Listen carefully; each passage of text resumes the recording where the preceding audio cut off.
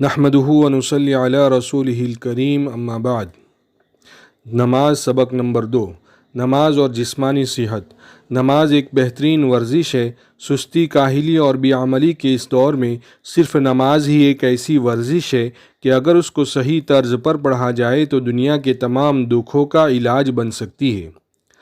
نماز کی ورزشیں جہاں بیرونی اعضاء کی خوشنمائی اور خوبصورتی کا ذریعہ ہے، باہر کے اعضاء کی خوشنمائی اور خوبصورتی کا ذریعہ ہے، وہاں اندرونی اعضاء مثلا دل، گردے، جگر، پھیپھڑے، دماغ، آنتیں، معدہ، ریڑھ کی ہڈی، گردن، سینہ اور تمام قسم کے گلینڈز کی نشوونما کرتی ہے، بلکہ جسم کو سڈول اور خوبصورت بناتی ہے۔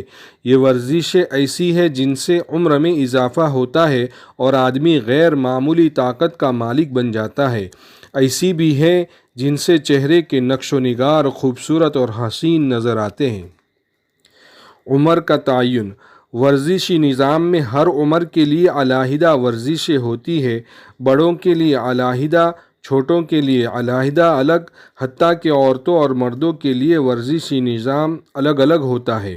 لیکن نماز ایک ایسی ورزش ہے جو ہر عمر اور ہر جنس کے لیے ایک جیسی ہوتی ہے۔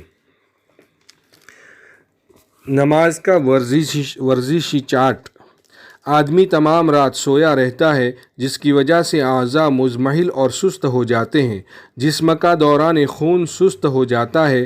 اب اس جسم کو ایسی ورزش کی ضرورت ہے جس سے خون پھر سے پورے جسم کی مکمل طور پر پہنچ سکے اور جسم از سر نو بالکل چست اور صحت مند ہو جائے، تو اس کے لیے تہجد کی نماز ہے، اور فجر کی نماز، پھر وقفہ، پھر اشراق کی نماز، پھر وقفہ، پھر چاشت کی نماز، اور پھر طویل وقفہ، اور آدمی کام کاج کرتے کرتے پریشان ہو جاتا ہے تو پھر ظہر کی نماز کے لیے ورزشی پروگرام تیار ہوتا ہے۔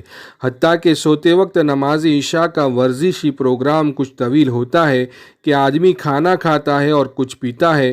نماز عشاء کی رکعتیں زیادہ ہے تاکہ کھایا پیا ہضم ہو جائے اور غیر ہضم کھانا جسم اور صحت کے لیے پریشانی کا باعث نہ بنے۔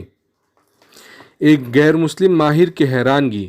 ایک صاحب لکھتے ہیں کہ اپنے یورپ کے سفر نامے میں لکھتے ہیں کہ میں نماز پڑھ رہا تھا اور ایک انگریز مجھے کچھ دیر کھڑا دیکھتا رہا۔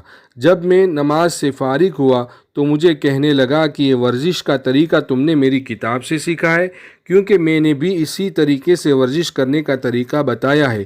جو شخص اس طریقے سے ورزش کرے گا وہ کبھی بھی طویل، پیچیدہ اور سنسنی خیز امراض میں مبتلا نہ ہوگا۔ پھر اس ماہر نے وضاحت کی کہ اگر کھڑا آدمی فوراً سجدے کی ورزش میں چلا جائے تو اس سے اعصاب اور دل پر برا اثر ہوتا ہے۔ اس لیے میں نے اپنی کتاب میں یہ بات خاص طور پر تحریر کی ہے کہ پہلے کھڑے ہو کر ورزش کی جائے جس میں ہاتھ بندھے ہوئے ہو یعنی قیام، پھر جھک کر ہاتھوں اور کمر کی ورزشیں کی جائے یعنی رکوع، اور پھر سر کو زمین سے لگا کر ورزش کی جائے یعنی سجدہ۔ یہ ورزش صرف ماہرین ہی کرا سکتے ہیں۔ جب اس نے یہ بات کہی تو نمازی صاحب فرمانے لگے، میں مسلمان ہوں اور میرے اسلام نے مجھے ایسا کرنے کا حکم دیا ہے۔ میں نے آپ کی کتاب ہرگز نہیں پڑھی اور ایسا عمل دن میں کم از کم 5 بار کرتا ہوں۔ اس بات کے سنتے ہی وہ انگریز ماہر حیران رہ گیا اور ان صاحب سے مزید اسلامی معلومات لینے لگا۔ ایک فزیشین کا رد عمل۔ ایک مشہور ڈاکٹر نے اپنے اعصاب کی کمزوری، جوڑوں کا درد اور دیگر جسمانی امراض کے لیے اپنا علاج نماز کے ذریعے کیا۔ مسلسل نمازی علاج کے بعد وہ صحت مند ہو گیا اور تمام ادویات کا استعمال چھوڑ کر صرف نماز کے زیر علاج رہنے لگا۔ وہ اپنے ہر مریض کو نماز کی پابندی کی تاکید اور نماز کے ہر ایک رکن کو سکون، اعتدال اور بالکل شرعی حیثیت کے مطابق کرنے کی خاص تنبیہ کرتا۔ اس طرح اس کے مریض جلد شفا یاب ہونے لگے۔ ایک پاکستانی مریض دل کے مرض میں مبتلا علاج کراتے کراتے آخر کار جب آسٹریلیا میں علاج کے لیے پہنچا، وہاں کے ایک مشہور ماہر امراض قلب نے ان کے مکمل معائنے کے بعد کچھ ادویات اور ایک ورزش تجویز کی۔ آپ میرے فزیو وارڈ میں ورزش میری نگرانی میں 8 یوم کرے۔ اسے جب ورزش کرائی گئی تو وہ مکمل خشوع اور خضوع اور تسلی والی نماز ہی تھی۔ اب یہ پاکستانی مریض اس ورزش کو بالکل درست انداز سے کرنے لگے۔ ڈاکٹر صاحب نے پوچھا، آپ پہلے مریض ہیں کہ اتنی جلدی میری ورزش سیکھ کر اچھی طرح کرنا شروع کر دیا ہے؟ حالانکہ یہاں تو مریض 8 یوم میں یہ طریقہ سیکھتا ہے۔ تو مریض نے بتایا کہ میں مسلمان ہوں اور یہ طریقہ بالکل نماز کی طرح ہے، اس لیے مجھے اس کے سمجھنے میں بالکل پریشانی نہیں ہوئی۔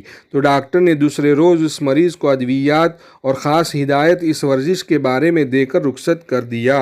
وآخر دعوانا ان الحمد للہ رب العالمین۔